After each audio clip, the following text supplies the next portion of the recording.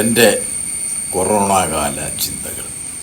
എൻ്റെ സ്നേഹിതന്മാർ എന്നും എനിക്കൊരു ദൗർബല്യമായിരുന്നു. സ്കൂൾ കാലഘട്ടം മുതൽ ഇന്നുവരെയുള്ള സ്നേഹിതന്മാരുടെ ഒരു കണക്കെടുപ്പ് നടത്തിയാൽ ഒരുപക്ഷെ ഞാനൊരു ധനവാൻ ആയിരിക്കും. വർഷത്തിൽ 1, 2, 3 അതിൽ കൂടുതലും ഞങ്ങൾ സ്നേഹിതന്മാർ ഒത്തുകൂടാറുണ്ട്. ഇങ്ങനെ ഒത്തുകൂടാറുള്ള സമയങ്ങളിൽ സംസാരിക്കാത്ത കാര്യങ്ങളില്ല. ചെറുപ്രായത്തിൽ കാട്ടിക്കൂട്ടിയ വികൃതിത്തരങ്ങൾ മുതൽ ഇപ്പോഴത്തെ സാമൂഹ്യ വ്യവസ്ഥിതി, രാഷ്ട്രീയം, തത്വചിന്ത, കുടുംബ പ്രശ്നങ്ങൾ എന്നുവേണ്ട ചിന്തിക്കാത്തതും പറയാത്തതുമായ ഒരു കാര്യവുമില്ല. സാമൂഹ്യ അകലം, വ്യക്തിഗത അകലം മുതലായ കൊറോണ കാലത്തെ പുതിയ വാക്കുകൾ കുറച്ചൊന്നുമല്ല എന്നെ ചിന്തിപ്പിക്കുന്നത്. മനുഷ്യബന്ധങ്ങൾക്ക് ഇതുപോലെ ഭീഷണി ഉയർത്തിയ ഒരു രോഗം അടുത്തെങ്ങും കേട്ടിട്ടില്ല. ഇന്ന് മനുഷ്യർ പരസ്പരം സംശയത്തോടെയാണ് വീക്ഷിക്കുന്നത്.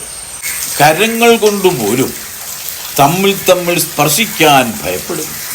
സുഹൃത്ത് സംഗമങ്ങളില്ല, സിനിമയില്ല, ആരാധനാലയങ്ങളില്ല. എന്തിനേറെ ലോകമാകെ സ്വയം സൃഷ്ടിച്ച ഏകാന്ത തടവറകളിൽ തടവനുഭവിക്കുന്നു. മനുഷ്യൻ്റെ തിന്മ പ്രവൃത്തികൾ കൊണ്ടാണ് ഇത്തരം വൈറസുകൾ രൂപപ്പെടുന്നതെന്ന് ചിലർ പറയുന്നു.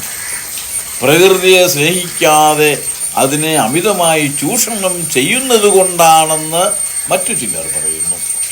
ജനസംഖ്യാ പെരുപ്പം താങ്ങാൻ ഭൂമിക്ക് സാധിക്കാത്തത് കൊണ്ടാണെന്ന് പറയുന്നവരും ധാരാളം. ഈ വാദഗതികളൊന്നും ശരിയായിട്ട് എനിക്കിതുവരെ മനസ്സിലായിട്ടില്ല. എനിക്കൊന്നറിയാം, എല്ലാവരും ഉണ്ടായിട്ടും ആരുമില്ലാത്തവനെ പോലെ കഴിയേണ്ട ഒരവസ്ഥയാണ് ഇപ്പോഴുള്ളത്.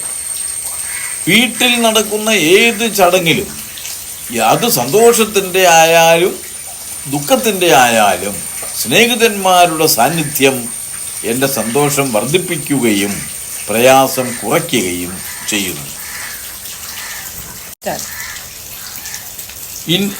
പ്രയാസം കുറയ്ക്കുകയും ചെയ്യുമായിരുന്നു. ഇനി അതുണ്ടാവുമെന്ന് തോന്നുന്നില്ല. സാമൂഹ്യ അകലവും വ്യക്തിഗത അകലവും എന്ന സിദ്ധാന്തം ജനങ്ങൾ ഏറ്റെടുത്ത സ്ഥിതിക്ക് ഇനി സ്നേഹബന്ധങ്ങളിലും വലിയ വിള്ളലുണ്ടാവാനാണ് സാധ്യത. കാരണം ജീവനാണ് ഏവർക്കും വലുത്. അതിനുശേഷമേ ബന്ധങ്ങളും സ്നേഹിതന്മാരും അയൽക്കാരും ഉള്ളൂ എന്നതാണ് ഈ കൊറോണ കാലം നമ്മെ പഠിപ്പിക്കുന്ന പാഠമെന്ന് തോന്നുന്നു. ജീവിതത്തിൻ്റെ സുഗന്ധമാണ് ഉത്തമരായ സ്നേഹിതന്മാർ.